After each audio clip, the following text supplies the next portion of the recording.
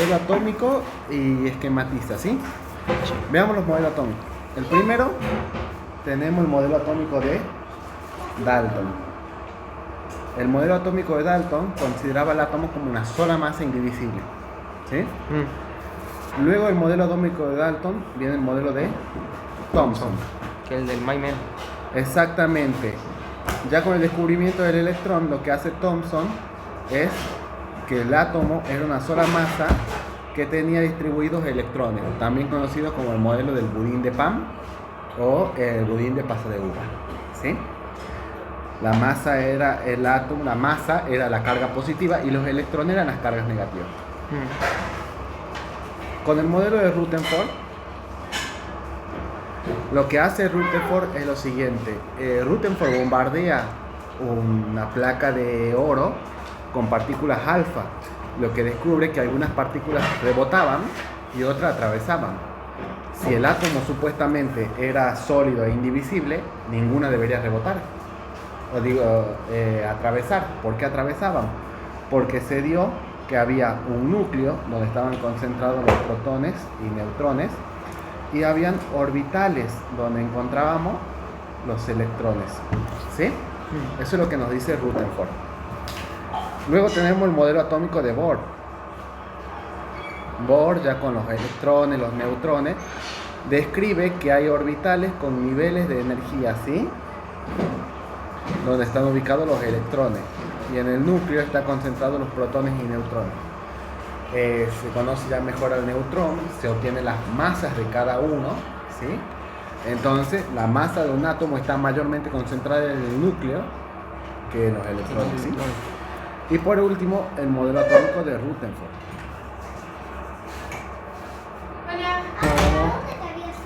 El modelo atómico de Rutherford lo que describe es al átomo, ¿sí? No con orbitales, sino que definimos ahora al orbital como regiones con alta probabilidad de encontrar el electrón. O sea que el electrón ya no está en un orbital, sino que está distribuidos al azar, ¿sí? Hay regiones donde podemos encontrar el electrón. Bien. Lo que hace Rutherford es darnos los niveles de energía y soluciona lo que son los números cuánticos, ¿sí?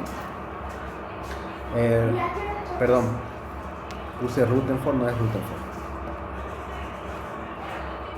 Schrödinger. Acá es Rutherford, ¿sí? Es Schrödinger, ¿sí? Bien. Esta es la primera pregunta. La segunda. Aplica para que sirva. ¿Oh? Esta no. Bien. Los números cuánticos lo que nos pueden proporcionar básicamente es dónde podemos encontrar un electrón, ¿sí? Entonces, ¿qué plantea? N, el número cuántico principal, ¿sí? El número cuántico principal lo que nos indica es en qué nivel de energía se puede encontrar ese electrón, ¿sí? El segundo es L. El L, número cuántico secundario o número cuántico azimutal, lo que nos indica es el tipo de orbital.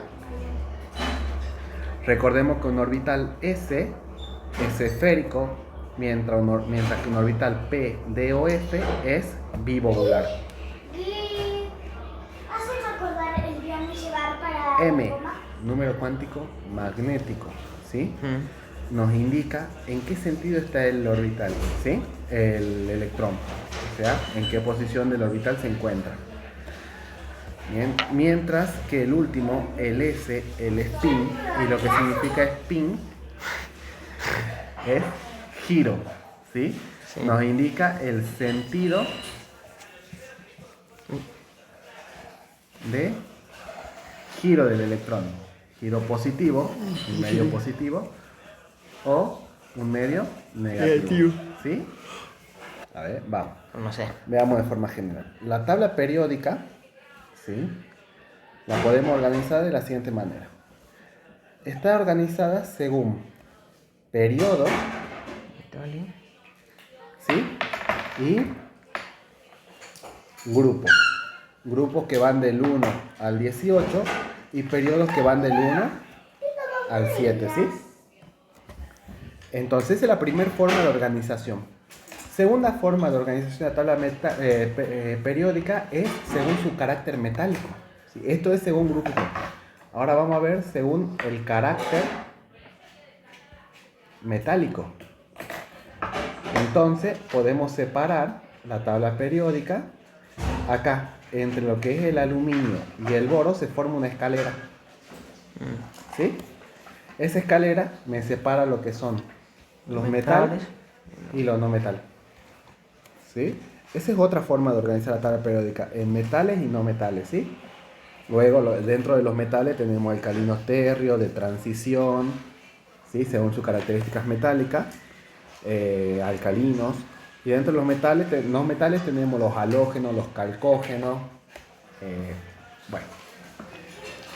Y podemos también ordenarla a la tabla periódica según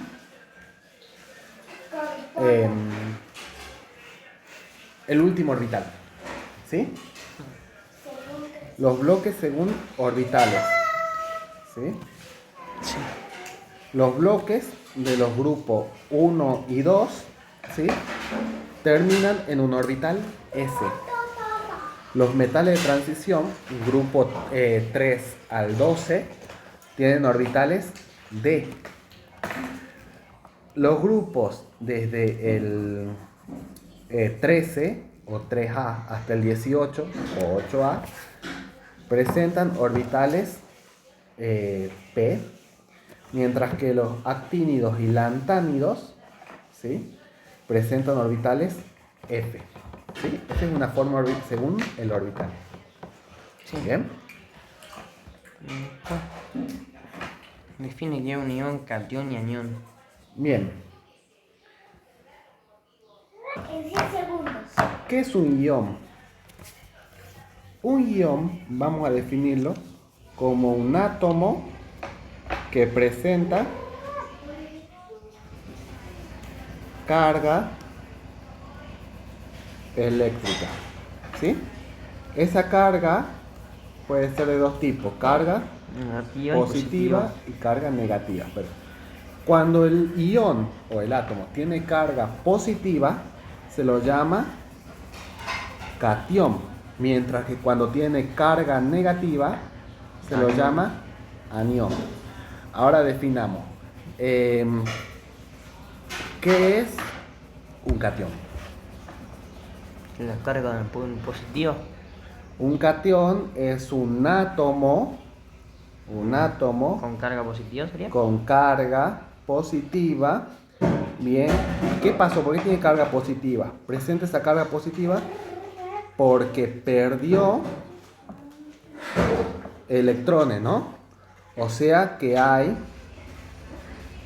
más protones que electrones, ¿sí?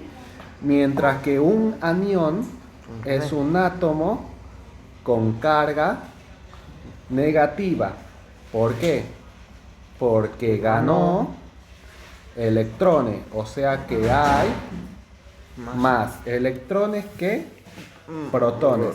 Recordemos que un átomo puede perder o ganar electrones, nunca va a perder o va a ganar protones. ¿Por qué? Porque los protones están en el núcleo y es necesario mucha energía para desprender un protón del núcleo que un electrón del orbital. O sea, es más fácil sacar un orbital que está en la corteza que algo del núcleo, ¿sí? Y eso es, a grandes rasgos, las definiciones de anión, cation, ¿sí? Bueno, ahí está la organización de la tabla periódica. ¿Según qué? Según grupo, periodo, estado de elemento. estado, bueno, carácter metálico, no metálico, tipo de elementos, ¿sí? Según el estado, también podemos definir la tabla periódica según el estado de agregación, ¿no? Por ejemplo, en el estado en el que se encuentran los gases nobles, obviamente son gases, ¿sí? Los metales. Hasta todo esto a 20 grados centígrados, ¿no? Acá, el mercurio, el bromo, son líquidos, ¿sí? Son los únicos líquidos. Mercurio y bromo, ¿sí? Mientras que los gases nobles, voy a hacer amarillo, Lo que están ahí.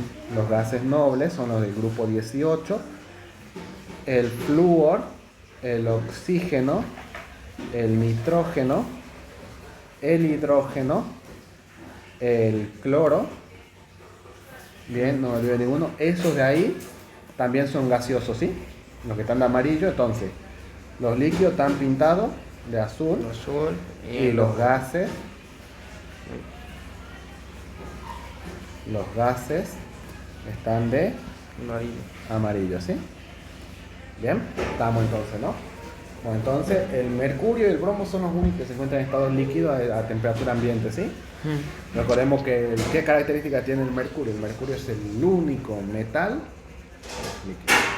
Y también según el tipo de elemento, ¿no? Que ahí dice, según el tipo de elemento, metal y no metal. ¿Sí? Esquematice según Bohr el átomo de sodio. Eso dice bien. Bien, bueno. Recordemos cómo el diagrama de Bohr, ¿no? Recordemos que el diagrama de Bohr, ¿qué hace? Un núcleo donde están los protones Y los neutrones. y los neutrones, ¿sí? Y los orbitales donde se encuentran los electrones. Pueden haber ¿cuántos electrones? ¿Hasta cuántos orbitales? No sé. Hasta 7, porque hay 7 periodos. Cada periodo indica un orbital, ¿sí? Es una pista que te digo. Bien. Y acuérdate que vos completas 7, siempre es un 7S según el orden de completamiento, ¿sí?